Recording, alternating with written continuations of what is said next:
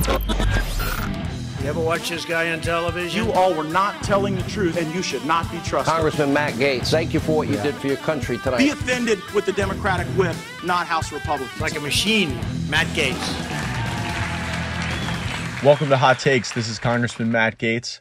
Let's talk about the news, and let's specifically talk about Judge Emmett Sullivan. This is the judge in the Michael Flynn case, who you're hearing has done just a spectacularly bizarre thing. He has quite literally outsourced the prosecution of Michael Flynn to Democrat donors, to legal partisans. It's like Judge Emmett Sullivan is crowdsourcing the prosecution of Michael Flynn.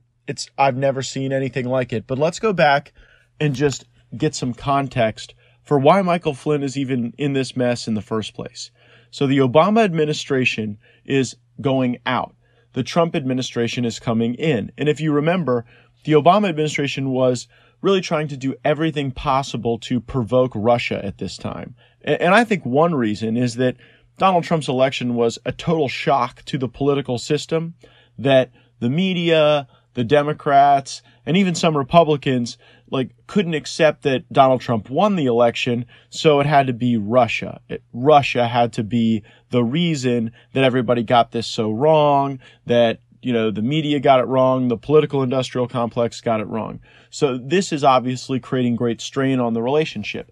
Flynn has been selected to be the incoming national security advisor, and so he has a discussion with the Russian ambassador to essentially preserve the status quo, not to allow the outgoing administration to create an escalation that would then limit the options that President Trump and his team would have.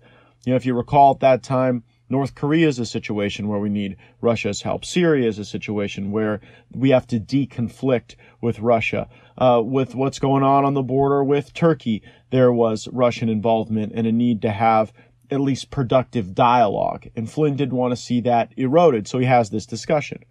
Now, the Obama administration knew that Flynn had this discussion. Jim Comey's FBI was aware of it. And what the notes that we've only seen disclosed during COVID reveal to us is that those FBI agents went over there not to investigate Flynn for being a traitor to our country, but to try to catch him in a gotcha moment, to try to create circumstances that would require his resignation or his departure from the administration, because he was somebody that Obama didn't like. And we know that Obama was personally involved in that because Obama said so to Trump, that he didn't want to see Flynn carry to the next administration. And so we know Obama was involved to the point of even having a discussion with Trump about it. And that really raises the question, how involved was Biden? You see Biden in the unmasking documents, and we'll get that to a moment, but it really creates a heck of a circumstance for Biden. So Flynn has this discussion. He gets set up. They then threaten his son with prosecution.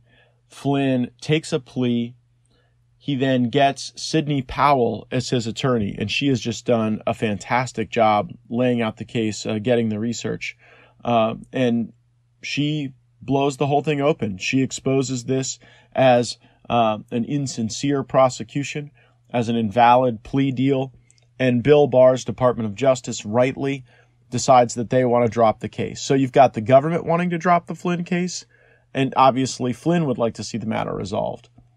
But the judge has now appointed retired federal Judge Gleason to come in and argue positions submitted by, I guess, anyone who wants to come in and trash Michael Flynn. But this is not how we administer criminal law in this country. You don't just crowdsource a prosecution of someone because your politics don't align with the fact that they were innocent all along. And Judge Emmett Sullivan has also acted bizarrely toward Flynn, calling him a traitor to the country. And frankly, I think that this is something that would not withstand appellate review if it yielded anything other than a total and complete dismissal of Michael Flynn. So we'll keep an eye on Judge Sullivan. Nothing like I've ever seen before. And hopefully we don't live in a society where we crowdsource prosecutions and allow mob rule to govern over the discovered facts that show how rotten this investigation was at the outset.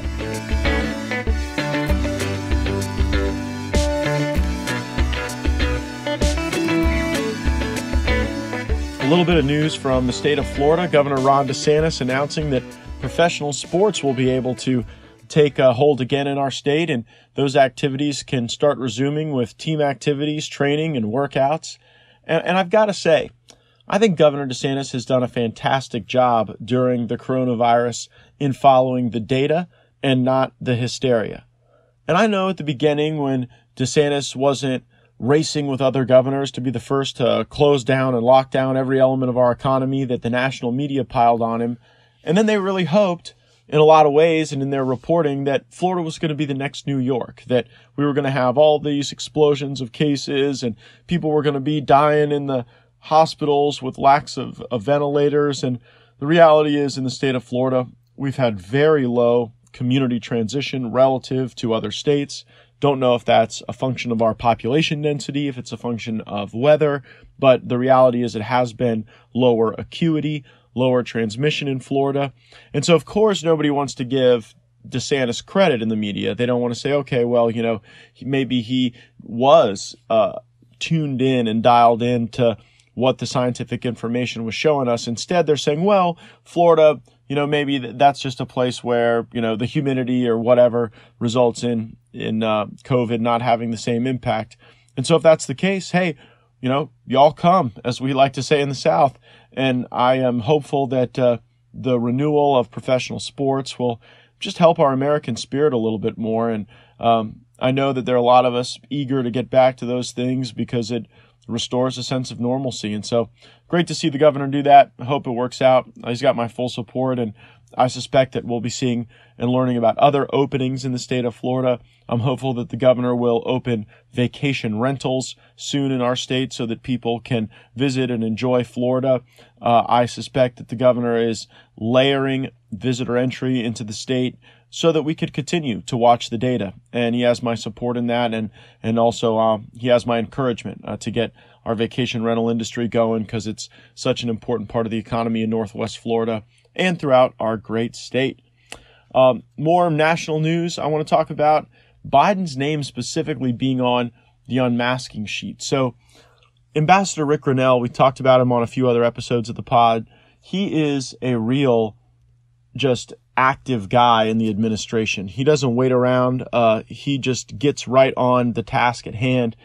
And it has been just years since we have really made these initial allegations about the highest levels of the Obama administration being involved in the corruption and in the targeting of people that they didn't like for their politics or because they had been involved with winning campaigns and with the time President-elect Trump. And to see that Joe Biden himself is on the list of people requesting the unmasking of Michael Flynn really is revealing about the sense of revenge that I think permeated the top levels of that White House and the resentment. Here was my commentary on the Sean Hannity Show. I don't know what's worse for Joe Biden, being implicated in that potential setup or being so without his faculties that he can't remember the meetings. He can't remember being there. And I think that also creates sort of a political Chinese finger trap for Biden. Either he's going to claim he was the super involved vice president and wants credit for all the things he thinks America loved about the Obama administration. But if he does that, he has to own these scandals, these setups, and this attempt by the Obama administration to undermine our democracy.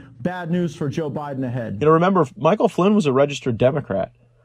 And in some ways, these Democrats, they go after their own even more when they flip sides and see the light. And so, when you see all these folks, Clapper, Brennan, Biden, the chief of staff to President Obama involved in this, it wasn't a one-off. It wasn't just, some quirky little thing that went awry. This was part of a broader plan to destabilize confidence in President Trump. And it's why we've got to have investigations. I really want to encourage my good friend Lindsey Graham to pick up that gavel in the Judiciary Committee, to start calling in the witnesses. Everybody's name who was on that unmasking sheet should be giving public testimony as soon as possible regarding why it was that they were so deeply involved in a bogus counterintelligence investigation from the White House, as they were supposed to be helping and transitioning toward President Trump, not doing everything they can to undermine him. That needs to happen in the Senate. Lindsey Graham has the power to do it, and I sure hope he will.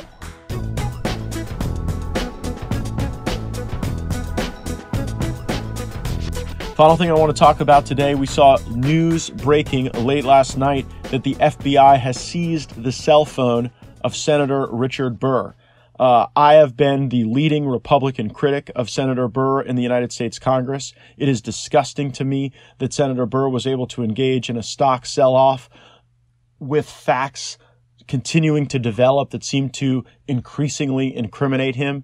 You'll remember, unlike other senators, Burr put out a statement saying he himself directed these trades. You'll remember that he said on Fox News that he, on their online platform, that there was nothing to worry about with the coronavirus, that our country was prepared, that it wouldn't create this great shock to the system. And then I think the evidence that may really get him is the familial contact. After the news broke from ProPublica that Senator Burr's brother-in-law also was liquidating stocks the same day Senator Burr was, it started to seem that there was something more coordinated. So the FBI has seized Senator Burr's cell phone with search warrants. Here is my first commentary I provided on Tucker Carlson Tonight regarding Senator Burr. Richard Burr is a disgrace. He should be removed as the intelligence chairman immediately as a result of this conduct. And as Republicans in the Trump era, we have an obligation to say that we do not want corrupt acts to be associated with our tribe. And Republicans need to start stepping up and speaking out, because what Richard Burr did in the Senate stock sell-off is not something that we want our brand associated with. And I didn't let up there. I was back on Tucker soon thereafter, and we continued to beat the drum. Social distancing is not going to be a sufficient penalty for Senator Burr in the United States Senate. He needs to be removed as the intelligence chairman. You think about the Gang of Eight, the group of people who review the most select intelligence in the world. That group now includes Adam Schiff, Richard Burr, and Nancy Pelosi, three of the lowest integrity people in the entire United States Congress. So I think Leader McConnell needs to take action here. And hey, maybe in the next relief bill, Americans can choose $1,200 or stock tips from Senator Burr and Senator Feinstein. You know, I don't believe in guilt by accusation, but if he did something wrong, he should face the consequences. We should put America and the American people first, not our own interests, as we engage in our public service and in our public acts. So thanks so much for listening. We'll be back tomorrow with another episode of Hot Takes with Matt Gaetz.